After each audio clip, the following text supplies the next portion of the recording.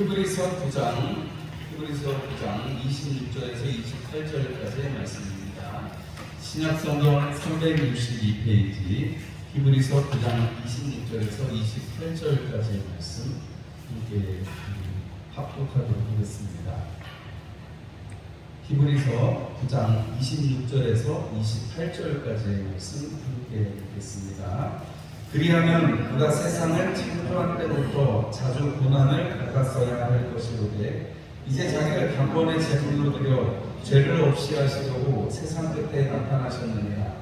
한번 죽는 것은 사람에게 정해진 것이요 그 후에는 심판이 있으리니 이와 같이 그리스도도 많은 사람의 죄를 담당하시려고 단번에 들이신 바 되셨고 구원에 이르게 하기 위하여 죄와 상관없이 자기를 바라는 자들에게 두 번째 나타나시리라. 아멘. 할렐루야. 여러분 1초를 한번 세보세요. 1초. 똑딱. 근데 여러분 똑딱 하는 그 순간에 전 세계적으로 17명 반 정도가 사망을 합니다. 똑딱 하는 순간에 17명. 그럼 똑딱 그러면 34명 21명, 50명, 40명 똑딱 하는 순간에 지금도 계속 1초에 17명씩 사망을 전 세계적으로 하고 있습니다. 제가 목요일날 말씀드렸는데 목요일날 그 월드미터라고 전 세계 인구랑 뭐 여러 가지 통계를 나타내는 그 인터넷 사이트가 들어가서 제가 보니까 지금 현재 세계 인구가 그때 18일날 목요일날 오후 한 3시쯤에 79억 7천만 우리 어제 막 60억, 75억 할 때가 엊그제 같은데 지금 벌써 80억 명이 달아났습니다. 지구가 좀 무겁지 않을까 싶어요. 너무 많이 생겨가지고. 그런데 그렇게 인구가 많이 늘어났는데 여전히 여러분 1초에 17명 정도가 사망을 하고 1분이면 1070명 1시간이면 63,750명 제가 계산을 해보면 대략 그렇다는 것입니다. 하루에 24시간 동안 153만 명 정도가 죽습니다. 이제 그때 당시에 8월 제가 18일 날 봤으니까 8월 달까지 계산하고 나머지 더 이제 그 정도 숫자 죽을 사람들을 계산을 해보면 그 정도 수치가 나오더라고요. 별로 안 놀라시나요? 똑딱하는데 지금 17명씩 어디서 온다 죽을까고 생각하면 우리가 사실은 여러분 뭐 홍수가 난다고 1초에 막 17명씩 죽고 하루에 막 153만 명씩 죽고 그러진 않잖아요.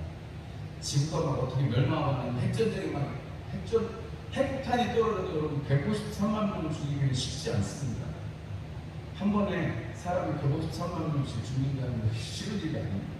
여러분 그렇게 근데 이 세상에 살아가는 사람들 지금 이제 80억에 가까운 인류에게는 다 숙제가 있는데 무슨 숙제가 있냐면 죽음에 관한 숙제가 있죠. 여기 있는 분들 중에 한 분도 그 숙제에서 자유로운 사람이 없습니다. 우리가 뭐 나는 건 순서가 있지만 가는 건 순서가 없다 그러잖아요. 그래서 우리가 사실은 우리가 언제 주님 앞에 우리가 부름받을지는 모르지만 제가 요즘에 저녁에 계속해서 전도에 관한 이야기를 쭉 말씀을 드리고 있는데 사실 우리가 이 문제에 관해서만큼은 확실하게 우리는 안 믿는 사람하고 차별점이 있습니다. 맞죠? 여러분 우리가 안 믿는 사람들하고 제일 차별될 수 있는 일이 뭐냐면 죽음을 놓고 그 죽음을 어떻게 해석하고 그 죽음을 어떻게 받아들이는지의 차이입니다. 여러분들 주님 앞에 가실 때 제가 먼저 갈지 여러분들이 먼저 할지는 모르지만 여러분 주님 앞에 가실 때 여러분들 얼굴이 빛과 같이 환하고 여러분 주님 만날 그 기쁨에 여러분 주님 앞에 얼른 달려가고 싶은 그런 심정으로 그런 얼굴빛으로 여러분들 주님 만나 뵈시기를 주님의 이름으로 축원합니다.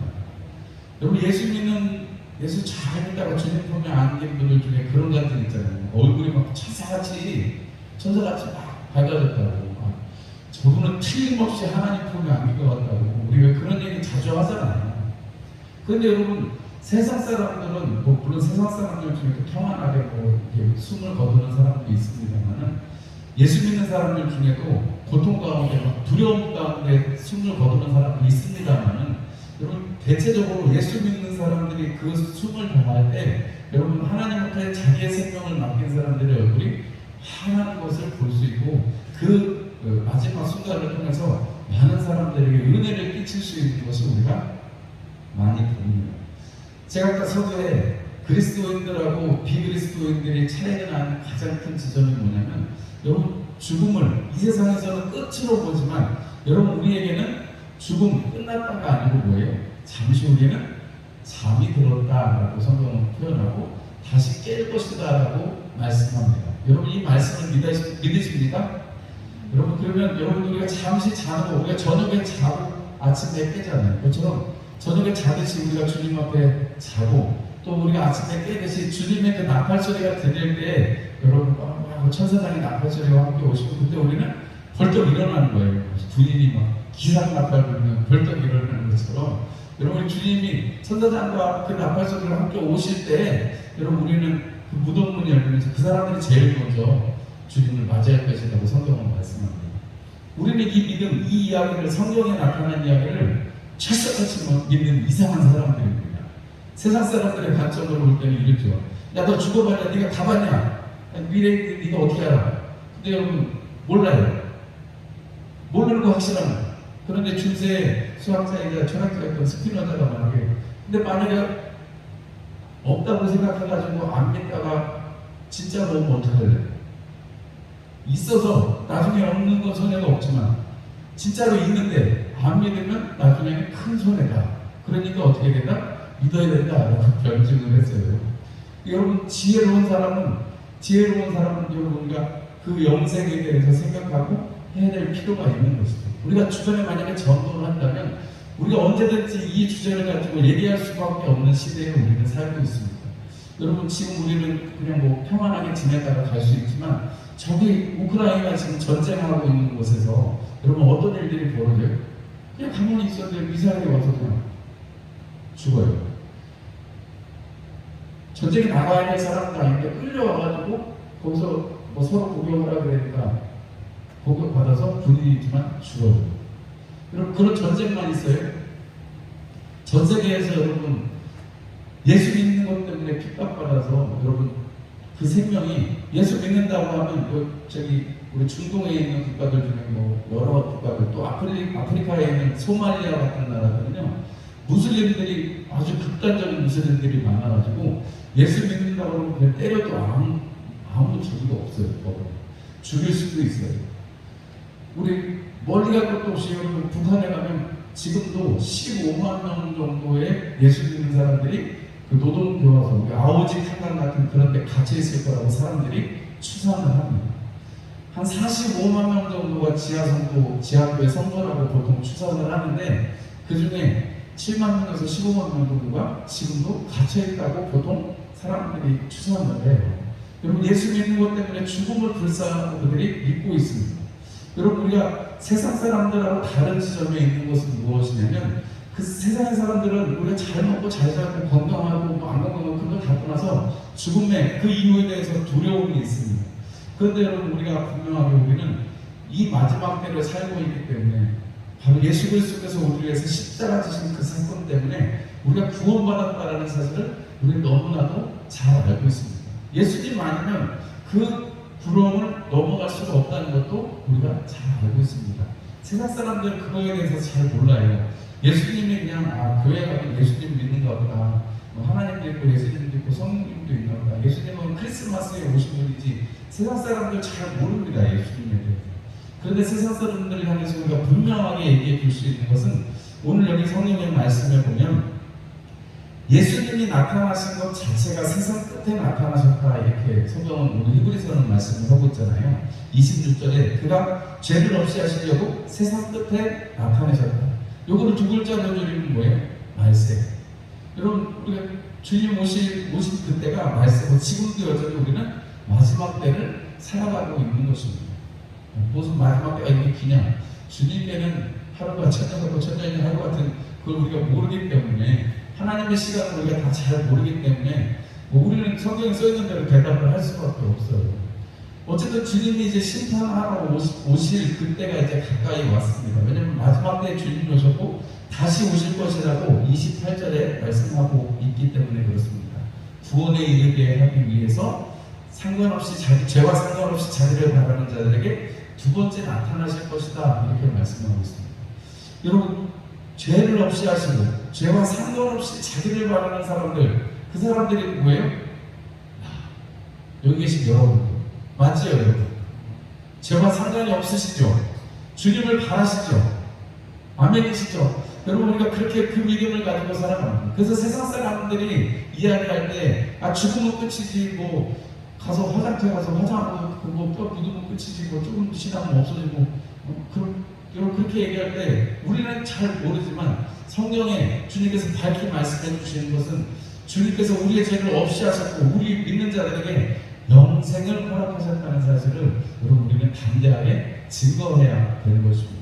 주님께서 우리에게 입을 열어서 주님에 관한 것을 말할 수 있는 기회를 허락하실 텐데, 그때 여러분 우리는 주님께서 우리를 위해서 이 땅에 오신 것, 예수님이 오신 것은 여러분 우리가 세상 사람들에게, 안 믿는 사람들에게 죄와 상관없는 인생을 살게 하려고 하신다라는 사실에 대해서 이야기를 해줘야 돼요.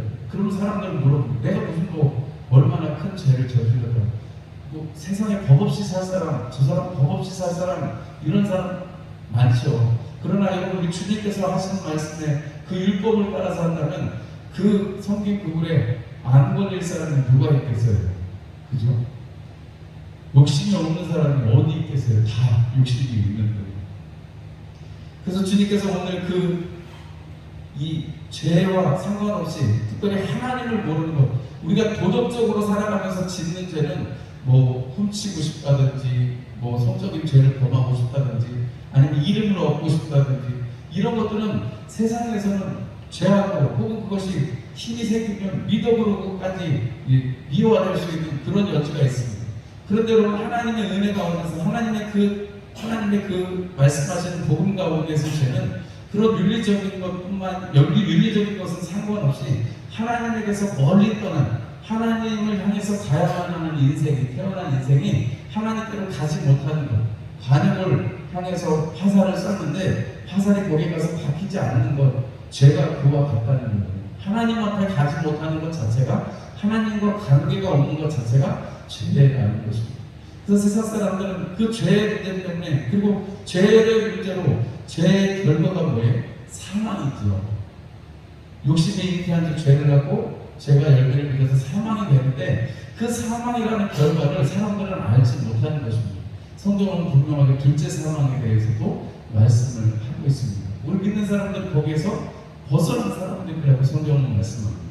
그렇기 때문에 여러분, 우리가 분명한 것은 주님께서 우리 죄를 속죄하셨다라는 사실, 그리고 주님이 다시 오실 때 우리를 심판하실 것이다라는 것. 그런데 여러분, 요한복음 우리 3장 16절 잘 아시잖아요. 하나님이 세상을 이처럼 사랑하사 독생자를 주셨으니 이는 저를 믿는 자마다 뭐요? 멸망치 않고 영생을 얻게 하려 하심이라, 이렇게 주님 말씀하셨잖아요. 그러면서 주님께서 하나님이 그 아들을, 그 이어지는 17절과 18절 말씀을 보면, 하나님이 그 아들을 세상에 보내신 것은 세상을 심판하려 하심이 아니요 그런 말이냐면 세상이 구원을 받게 하려 하십니다. 예수님이 오신 게 뭐라고요? 구원받게 하시려고. 그래서 여러분, 첫 번째 나타나신 게 뭐예요? 죄를 없이 하시려고, 죄를 없애주시고, 그게 구원인 것이고요. 그리고 그 다음에 18절 말씀에 그를 믿는 자는 심판을 받지 아니하는 것이요 믿지 아니하는 자는 하나님의 독생자임을 믿지 아니하므로 벌써 심판을 받은 것이니라. 그래서 예수 믿으면 주님 오심을 바라는 것이고, 주님 오심을 바랄 수밖에 없는 믿음이 되는 것입니다. 그리고 주님 오실 때 믿지 않았던 자들은 심판을 받게 되는 것이죠. 그래서 죄 있는 자가 심판을 받는 것입니다.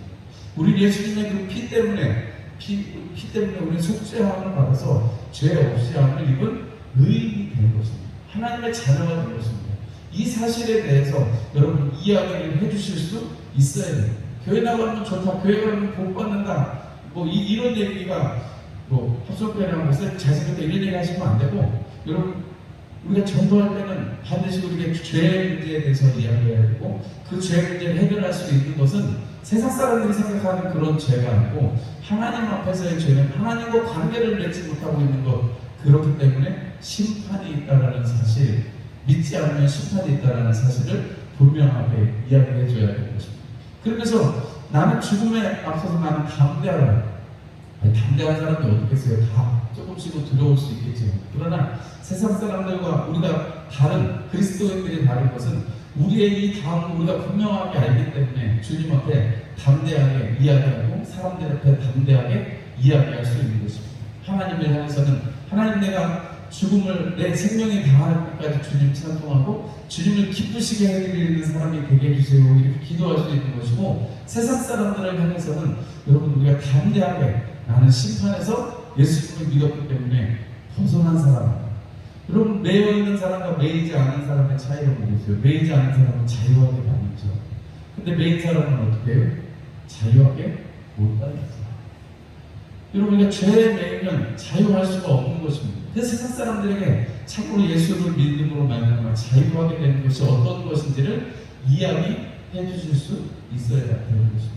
그래서 그 주님이 다시 오신다고 오늘 성경의 말씀을 보면 구원에 이르게 하기 위해서 다시 주님이 나타나실 것이다 이렇게 말씀합니다.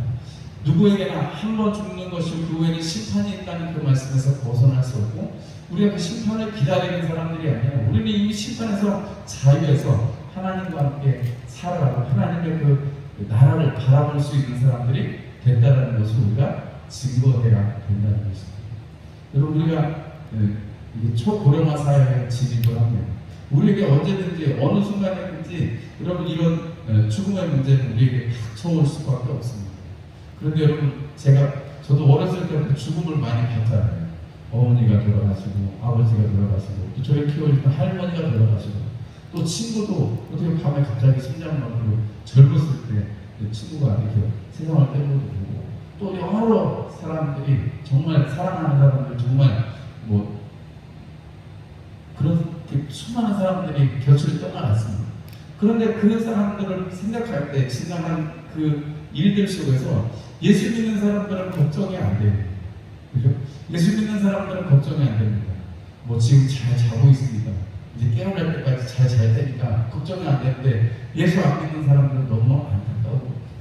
우리가 제가 저녁마다 이렇게 전도에 관한 이 말씀 어떤 지점들에 대해서 말씀을 드리고 있는데, 여러분 혹시라도 기회가 되시면 또 하나님께서 이런 은혜를 주시면 이런 것에 대해서 담대하게 증거하고 주님께서 우리의 죄를 속하러 이 땅에 오셨고 십자가 지셨고 우리가 주님으로 말미암아서 우리가 대속함을 받아서 자유하게 살아가고 있는 사람들이라는 것, 그리고 주님 다시 오시면 기다리는 심판에서 벗어난 사람들이라는 정체성을 가지고 늘 이렇게 담대하게 증거하실 수 있는 여러분들이 되시기를 주님의 이름으로 축원합니다. 기도하겠습니다. 하나님 우리 아버지